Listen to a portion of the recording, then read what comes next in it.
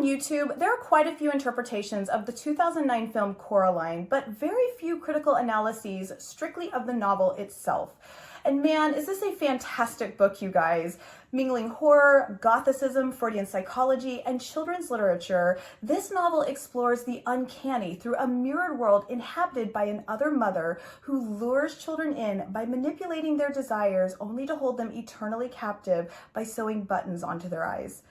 This children's novel is so creepy yet so valuable and so good because it's not intended simply to exploit the fears of children, but rather to force them to confront those fears, since, as Freud argues, doing so is an important step in one's emotional development. Hi everyone, welcome to my channel. I am Dr. Whitney Kosters, Professor of English, offering full lectures on scholarly writing and literature here on YouTube. So please be sure to subscribe to my channel if you're interested in learning more about the books that continue to be talked about. And in this video, I'll show you how Coraline is a Gothic fantasy, a horror story, a Freudian psychoanalytical story about how children negotiate their place in the world, how they find and assert their identity, and how they learn to manage and face their fears in order to cultivate their independence and sense of selves. It is, I think, a book worth reading as both a child and as an adult. If you're familiar with Alice in Wonderland, The Lion, the Witch, and the Wardrobe, Harry Potter, or even Star Wars, then you've probably noticed that Coraline is built on the framework of the monomyth, or the hero's journey, in which an ordinary character is thrust into an extraordinary world filled with supernatural wonder and is forced to endure trials, tribulations, and adventures in order to return victorious and visibly matured. And Coraline certainly starts off under rather mundane circumstances, her primary complaints being that she's bored and overlooked. Coraline is a young girl of maybe 9 or 10 who has a great desire for exploration but feels she has nothing really to explore. She and her parents have just moved into a new house, one that has been divided up into 3 separate apartments, one occupied by 2 eccentric former actresses, Miss Spink and Miss Forcible, and one occupied by a strange old man who runs a mouse circus. The thing about Coraline is that she, like any young child on the verge of adolescence, lacks a clear sense of her identity, which is called out a number of times explicitly and implicitly throughout the novel. At one point it said, "For a moment, Coraline felt utterly dislocated. She did not know where she was. She was not entirely sure who she was. It is astonishing just how much of what we are can be tied to the beds we wake up in the morning. And it is astonishing how fragile that can be." And as you know, if you've read the novel, Coraline's world, and therefore her identity, is significantly transformed. And it's also said that sometimes Coraline would forget who she was while she was daydreaming. And it was not until someone tapped her on the shoulder or said her name that Coraline would come back from a million miles away with a start, and all in a fraction of a second have to remember who she was and what her name was, and that she was even there at all. And when Coraline first meets the black cat who will mentor her in the other world, she asks what his name is, only to be told that he doesn't have one. "You people," he says, "have names because you don't know who you are. We know who we are, so we don't need names." Coraline's identity is fragile, unstable, and in transition. Now, I actually recorded an audiobook of this novel, which I've linked below, and it's rather astonishing how excessively Gaiman uses Coraline's name proper throughout the novel instead of a pronoun for variation. The repetitiveness of her name suggests that even the novel itself is trying to assert Coraline's existence, her meaning, her identity through the repeated articulation of her name on the page. And rightly so. The 3 neighbors' inability to remember Coraline's name, calling her Caroline, is a real source of annoyance to Coraline, who repeatedly corrects them but remains unheard. It seems that her name by nature asserts that she's meant to stand out, but for some reason or another, she remains unmemorable and overlooked. She's even ignored by her parents, who cook food they know she can't stand and tell her that she can do whatever she wants as long as she leaves them alone and doesn't make a mess. Bored, Coraline turns to her parents as a source of entertainment, only to be told they are too busy to pay her much attention. And when they finally do something with her, like take her shopping for new clothes, Coraline goes completely unnoticed when she wanders off in the shop. And when she asks her mother for green gloves and no hair clips, She leaves the store with hair clips in hand and no green gloves. And even when Coraline flat out tells Miss Spink and Miss Forcible and even a police officer that her parents have gone missing, they either completely ignore her or laugh at her, rendering her entirely alone in the world. This is a hazard of being a kid in general and not being taken seriously, but also of just being Coraline. One reason Coraline's identity is so uncertain in the beginning of the novel is because she remains emotionally dependent on her parents in the same way a toddler relies entirely on a parent, despite being at an age in which she must begin to assert her independence and identity outside of them. To know who she is, Coraline must be forced to do for herself, think for herself, and rely on herself. And this is one element that makes the other world so disturbing and strange. What we need to remember is that this world is not real. It is a literal creation, a manifestation, a psychological exploitation of all of Coraline's desires and fears by the other mother, designed both to lure her in and completely frighten her into submission. It is a fantasy. This world is unique to Coraline just as it probably was unique to each of the other three children and their world's desires and fears.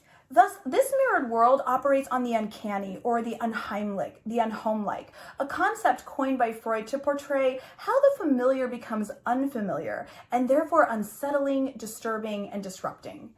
The effect of the uncanny is said to arise when the boundary between fantasy and reality is blurred, which occurs through the door that connects Coraline's real world to the other world.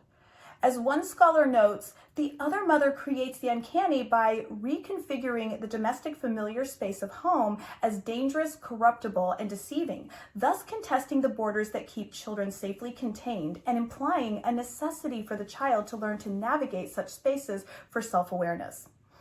And she does this by doubling everything in Coraline's world in a way that is just slightly off. The other mother and father initially look and sound exactly like Coraline's real parents, except for their big black button eyes.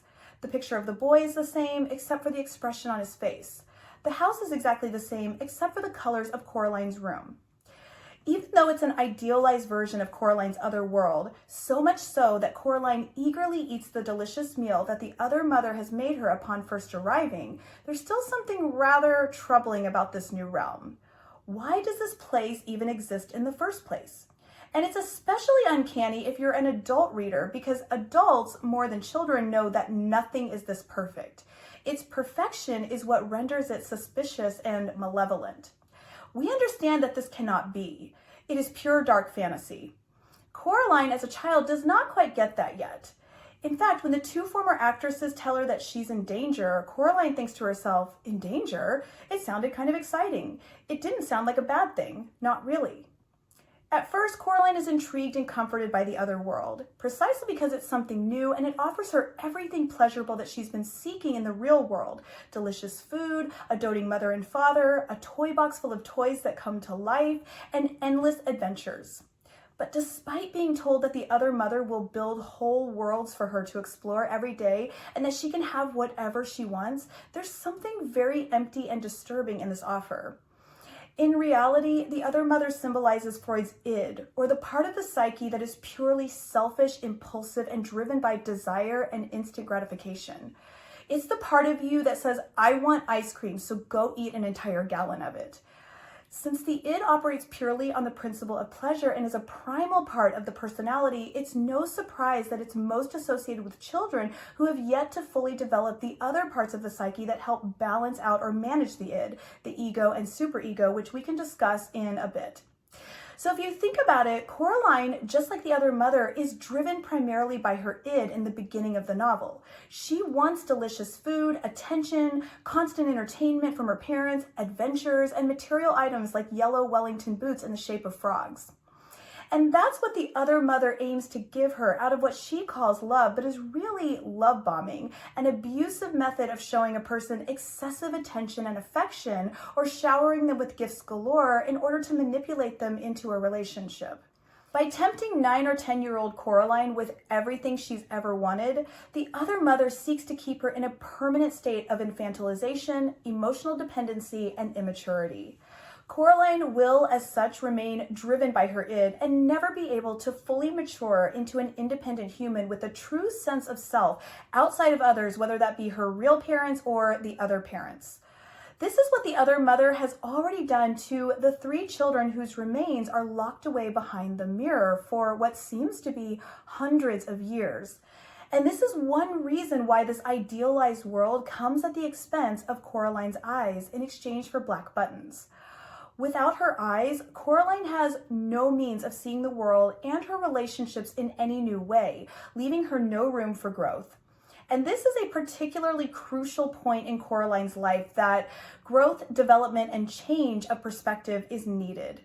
Coraline is in a transitory state, a coming-of-age state. She is on the verge of adolescence, a time in which our egos begin to develop and our id must be tempered. It's a time when children still need their parents, but should no longer have an unhealthy dependence on them. As we know, Coraline ultimately refuses the condition of sewing buttons over her eyes, and consequently, her perspective significantly changes as the novel progresses and as she develops from a dependent and needy young girl to a more mature, independent, and braver one. Remember that during her first visit, Coraline voraciously eats up the meal her other mother has cooked for her, indulging her pleasure point, her id. But even as early as chapter 5, Coraline gradually begins to repress these impulses. When her other father asks if she would like a midnight snack, Coraline looks hard at herself in the mirror where she sees a little girl who looked like she had recently been crying, but whose eyes were real eyes, not black buttons, and who was holding tightly to a burned out candle in a candlestick. And it is after looking at her authentic self that she rejects this base impulse, recognizing it as a want rather than a need. I don't need a snack, she tells him. In fact, her perspective on her parents, her life, and her desires changes so much so that when the other crazy old man tells her that she can have everything she's ever desired in the other world, Coraline shocks him when she very maturely says, "I don't want whatever I want. Nobody does. Not really. What kind of fun would it be if I just got everything I ever wanted?" Just like that, and it didn't mean anything. This is a sign that Coraline's id is subsiding and her ego is developing, the part of the psyche that acts more as a mediator, the voice of reason between the id and the superego, or really the more responsible version of ourselves. This is a lesson that all children eventually have to learn and accept, that we cannot constantly be catered to, cared for, paid attention to in the same way that we were as babies or toddlers. Such a desire leads to unhealthy self-serving, narcissistic, greedy, bratty, and selfish behaviors and keeps us in an infantile state. Coraline's developing perspective helps her recognize that the other mother's love for her is really just a marker of obsession and control. The narrator says, "The other mother loves Coraline as a miser loves money or a dragon loves its gold." In the other mother's button eyes, Coraline knew that she was a possession, nothing more. By keeping her in an emotionally dependent and immature state, the other mother can keep her possession because Coraline will not have the emotional maturity or have simply the ability to stand up to her or challenge her or be anything that the other mother doesn't want her to be. She will forever be perpetually 10, a horrifying thought considering that, as we see in the other 3 children, not even death brings relief. In the first chapter, we are told that when Coraline sees the shadowy shape move across the room, her first thought is that she hopes it's not a spider because spiders make her intensely uncomfortable. This fear of spiders is significantly exploited by the other mother, who symbolically and literally is a spider, a predator that catches Coraline, her parents, and the other 3 children in her web to suck from them their souls as a spider sucks the blood from its prey. Spiders are everywhere in this novel, from ones that crawl over Coraline's hand to the one the size of a small cat lying dead in the bathtub, to the sticky web-like material that encases the other Miss Spink and Miss Forcible, to the other mother's right hand that crawls around like one, to the entire other world that is a spider web meant to trap Coraline. No matter where she turns, Coraline is forced to confront fears and discomfort that are authentic and specific to her. And this is really quite frightening, especially for such a young child. I mean, can you even imagine someone designing an entire world whose entire existence is meant to manifest your greatest fears and you're all alone? But Coraline is an exceptionally smart kid, telling herself there was nothing here that frightened her. These things, even the thing in the cellar, were illusions, things made by the other mother in a ghastly parody of the real people and real things on the other end of the corridor. She could not truly make anything, decided Coraline. She could only twist and copy and distort things that already existed. Did you catch this? This other world operates as a child's imagination does. Fears suddenly become especially frightening because children's imaginations have no limits and are the source of extreme creations. And these fears can easily develop into neuroses of anxiety, repression, and displacement if not confronted and dealt with. This novel is not intended simply to frighten children, to literalize the monsters that they fear are hiding beneath their beds. No, this is a story that shows children that even though the monsters instill in us real fear, that fear can always be managed and conquered. Bravery is an important theme in this story. In fact, Gaiman prefaces Coraline with a quote by G.K. Chesterton, which says, "Fairy tales are more than true, not because they tell us that dragons exist, but because they tell us that dragons can be beaten." And I don't think we should discount the possibility that Coraline, with her desire for exploration, has imagined all of this. We know that she has a good imagination, sometimes forgetting everything while daydreaming that she was exploring the Arctic or the Amazon rainforest or darkest Africa. And when she wanders off in a store, she returns to her mother saying that she had been kidnapped by aliens from outer space with ray guns, but she fooled them by wearing wigs and laughing in a foreign accent and escaped. Such a story is not too different from the other mother who essentially kidnaps Coraline and is fooled by her in the end. So is this why her parents don't remember anything? Is this Coraline simply using her interest in exploration to work out her feelings of neglect, boredom, and frustration? This may explain why, no matter how far she walks in the other world, she always returns to its starting point. In reality, Coraline is physically limited to her house, its tenants, and its surrounding area, so she strives to find a way to make it interesting.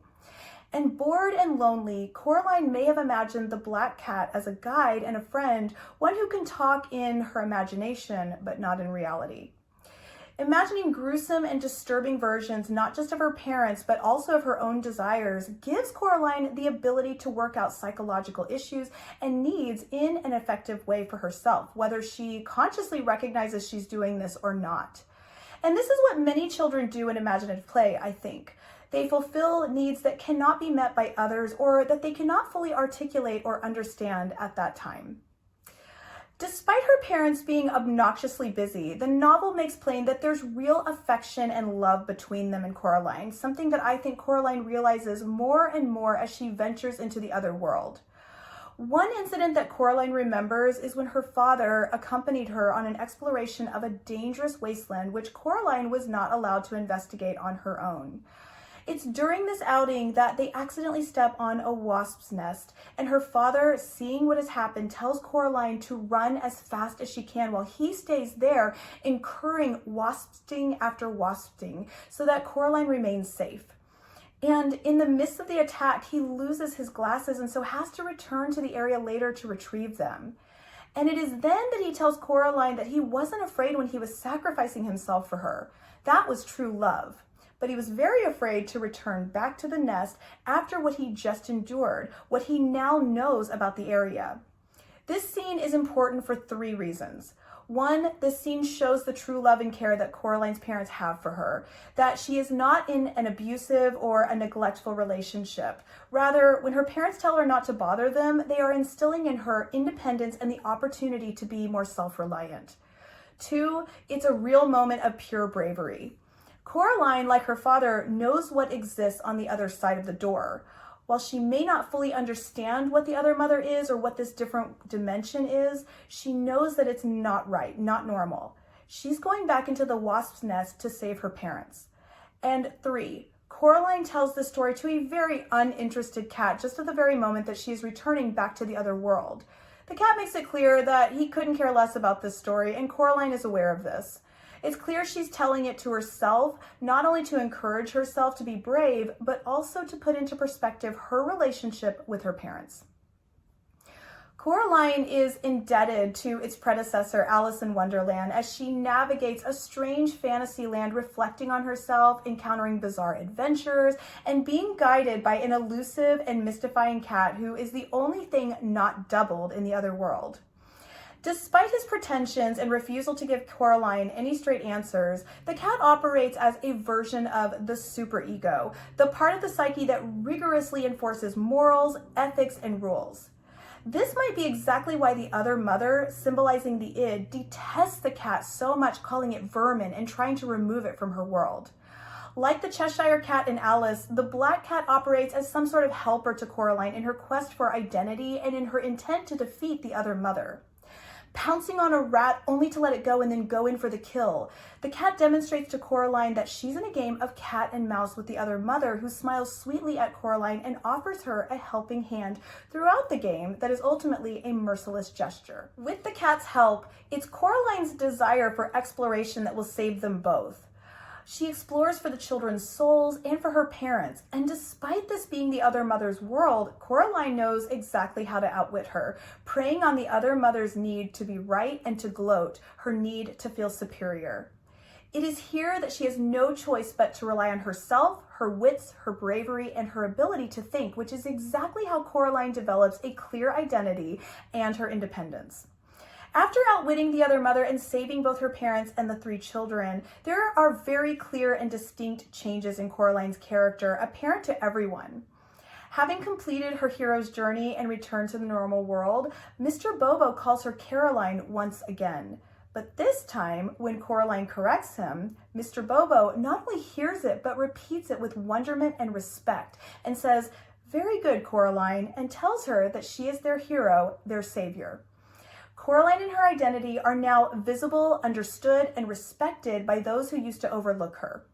Coraline also maintains a healthier perspective on life, recognizing that even the mundane can be enriching and interesting, thinking that nothing had ever been so interesting than the way that the rich sunlight brushed every hair on the cat's head, turning each white whisker to gold. And she remains a healthy independence from her parents by the end of the novel, carefully tending to her own wounds on her own and understanding that while she still needs her parents, they are not here to entertain her and do everything for her. By the last chapter, there is real human connection between Coraline and the adults in her world. Coraline gives both her parents and Miss Spinks and Miss Forcible great big hugs and is even carried to dinner by her father, something he hasn't done in a very long time. And the novel ends by telling us that it's the night before the first day of school, and normally on the night before the first day of term, Coraline was apprehensive and nervous, but she realized there was nothing left about school that could scare her anymore. If this was all imagined, Coraline may have fantasized about it right before school began to emotionally prepare herself, because now she has faced her deepest fears, and so any subsequent fears are minimal or inconsequential. Considering that this novel is not intended just to freak children out, as I mentioned earlier, let me know if you would read this to your own child, if you think it is appropriate for them. Is the message one that would resonate with a young child, or is it too overshadowed by the elements of horror? It is reminiscent of some of the original, more brutal and violent fairy tales that have since been Baudelarized for modern day children. A fun fact about the genesis and writing of this novel is that it was inspired by Gaiman's then 4-year-old daughter, Holly, who would tell him horror stories of evil witches pretending to be a child's mother. And Gaiman, recognizing that his daughter loved horror stories, started looking for scary books for 4-year-olds, but he couldn't find any, so he decided he would write one. He finally finished it for his other daughter, who was 6 by the time he finished it, and she loved it. And I think a lot of kids say the same thing. It's the adults who seem more disturbed by it than anyone. Let me know your thoughts on Coraline as a character, this psychoanalytical interpretation I've given you in this lecture, and anything else that piqued your interest about this award-winning book that has really opened up new avenues for children's literature at large. Thanks so much for joining me today, and please check out my playlist on children's literature for analyses on other children's books like Harry Potter, Charlie and the Chocolate Factory, and The Lion, the Witch, and the Wardrobe, just to name a few. I'll see you guys there.